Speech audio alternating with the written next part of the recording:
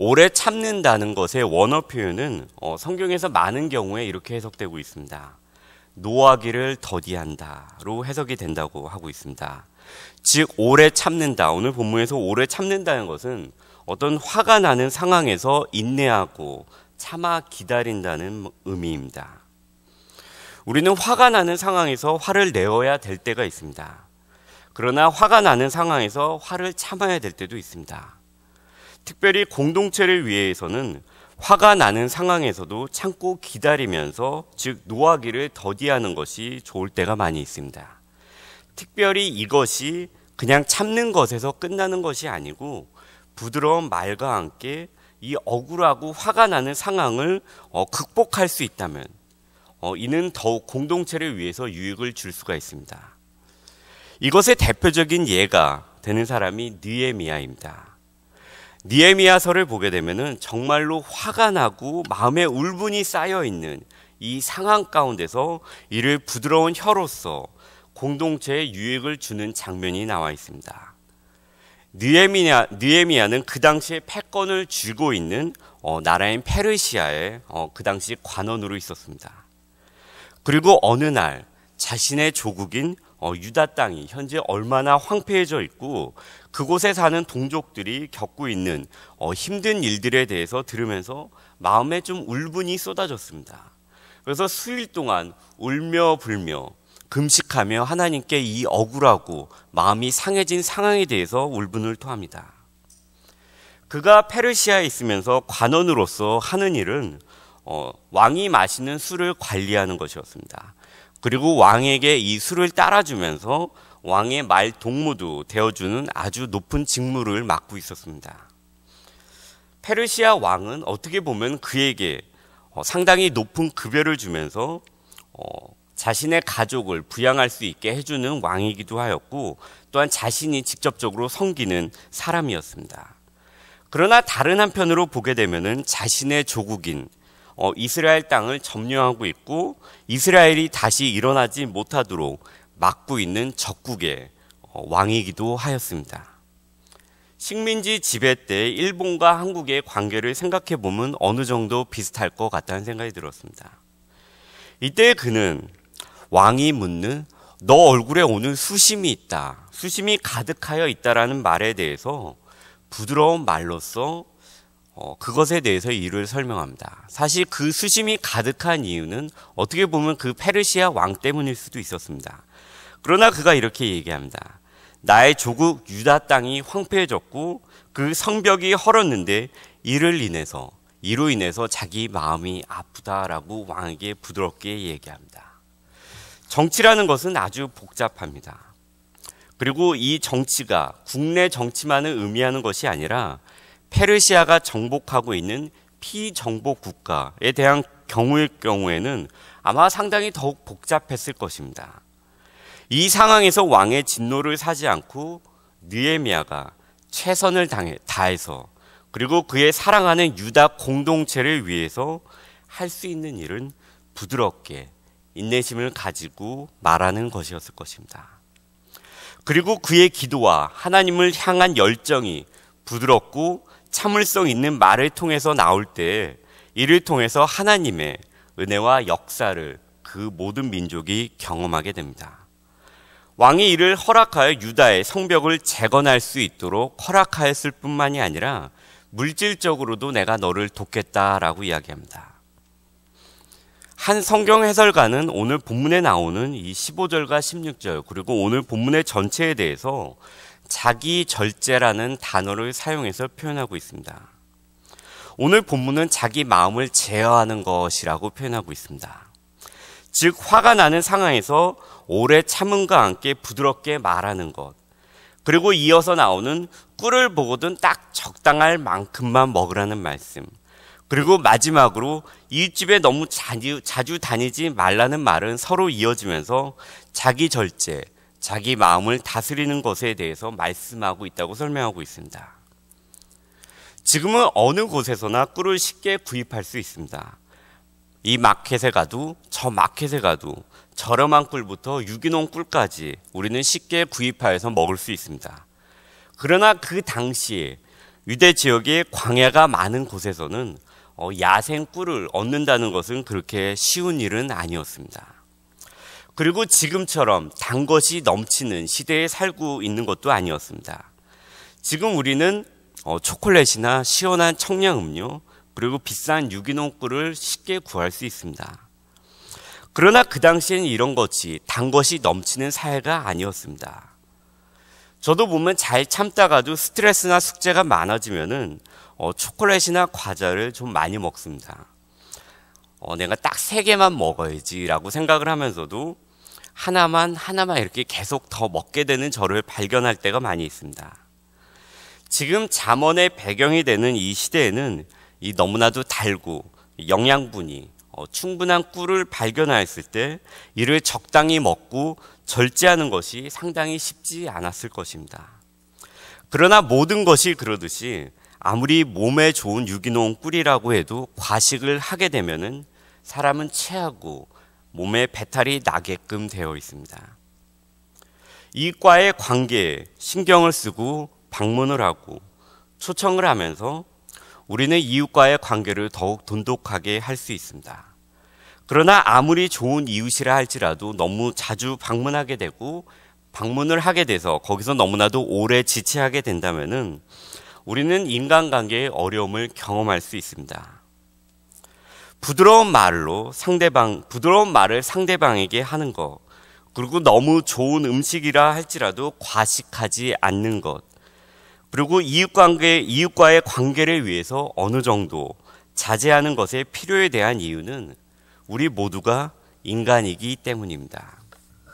공동체는 인간으로 구성이 되고 A라는 공동체, B라는 공동체, 그리고 이 공동체의 힘을 행사할 수 있는 국가 권력 모두 인간으로 구성되어져 있습니다. 인간은 부드러운 말에 마음을 열고 절제된 음식 섭취를 통해서 건강해지고, 인간은 적당한 개인 시간과 그리고 이웃과 함께하는 시간을 통해서 관계가 더욱 돈독해집니다.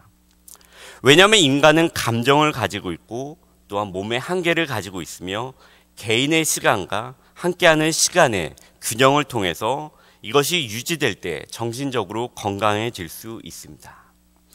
잠언서에 나온 수많은 잠언의 이런 내용들 역시도 인간의 내면적 특징과 외형적 특징과 한계를 우리가 잘 사용할 수 있도록 도와주면서 삶에서 잘 적용할 수 있도록 일깨워주고 있습니다.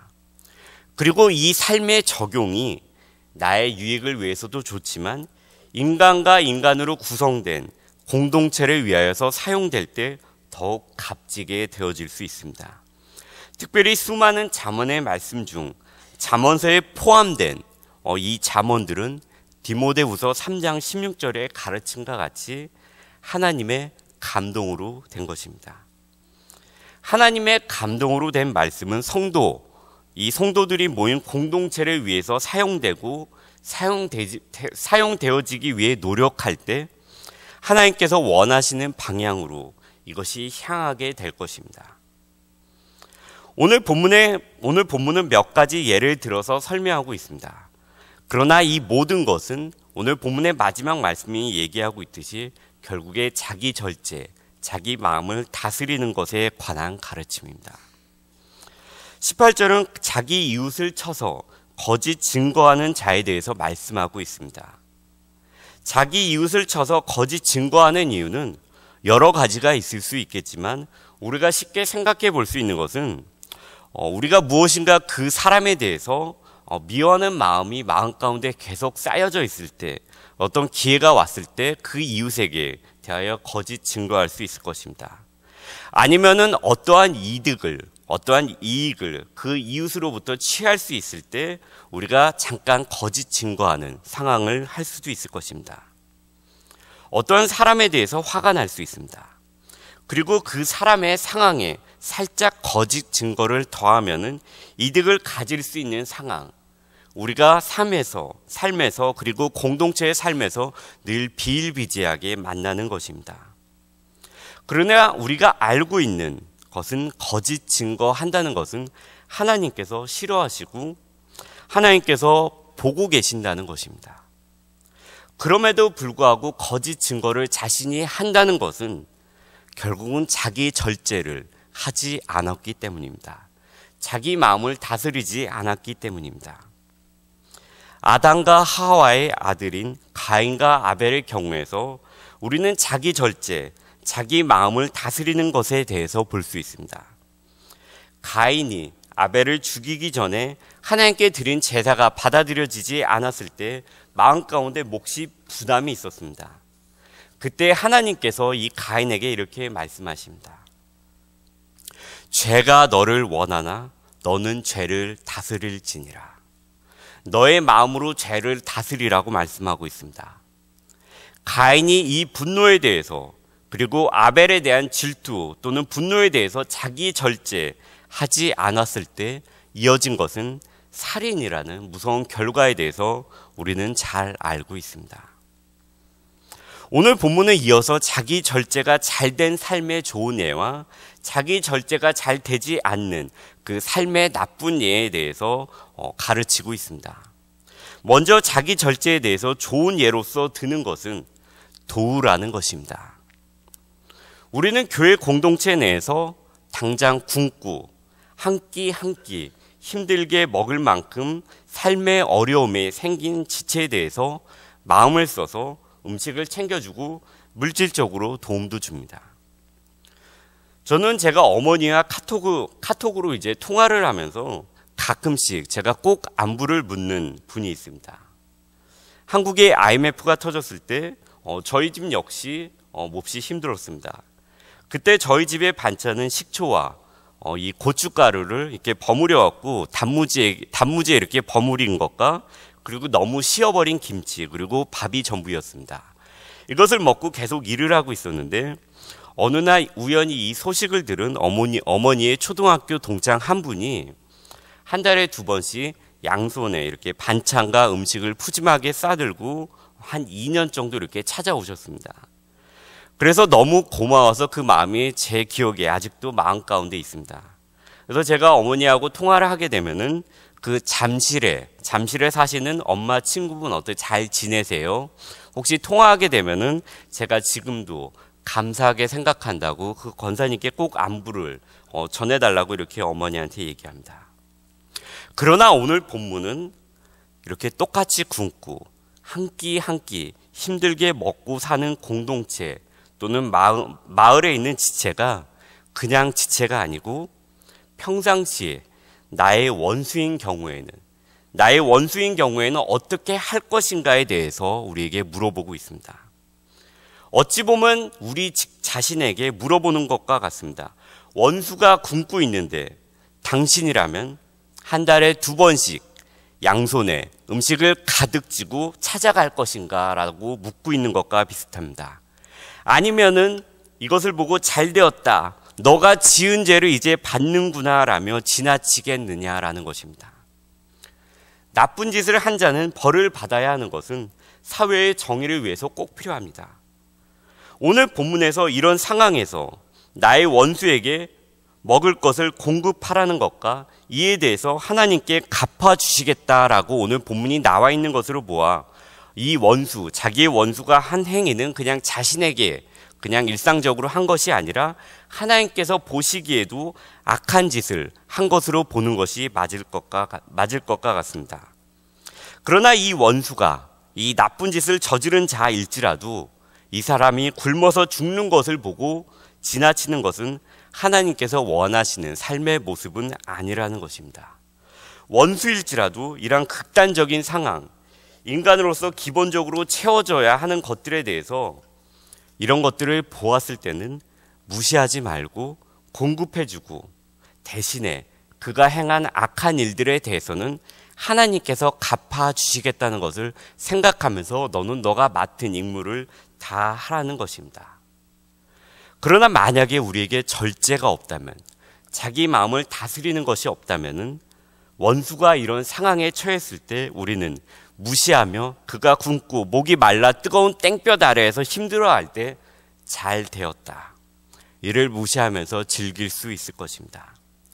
그러나 우리의 마음 가운데 절제가 있을 때 우리는 하나님의 성품을 생각하면서 도와주되 나중에 갚아주실 하나님을 동시에 생각할 수 있을 것입니다. 오늘 본문의 23절과 24절은 오늘 본문의 말씀을 추각하면서 다시 한번 본문을 반복해서 이야기하고 있습니다. 23절과 24절 한번 다시 보도록 하겠습니다. 꿀을 많이 먹는 것이 좋지 못하고 자기 영예를 구하는 것이 헛되니라. 자기의 마음을 제어하지 아니하는 자는 성읍이 무너지고 성벽이 없는 것과 같으니라. 자기 마음을 제어하지 못하는 것은 성읍이 무너지고 성벽이 없는 것과 같다고 이야기하고 있습니다. 아까 본 느헤미야가 그 자신의 조국으로 가서 한 일은 이 성벽을 재건하는 것이었습니다. 왜냐하면 이 성벽이 무너지고 이 성읍이 없다는 것은 모든 위험으로부터 노출되어 있다는 극심한 상황을 표현하고 있습니다. 이와 비슷하게 자기의 마음을 제어하지 못하는 것은 이런 것과 비슷하다고 오늘 본문은 이야기하고 있습니다. 우리의 삶 가운데 우리의 마음을 제어하고 우리의 마음을 잘 다스림으로 인해서 나의 삶 가운데 유익이 되는 것뿐만이 아니라 공동체를 잘 세울 수 있는 저와 우리 모두가 되었으면 좋겠습니다.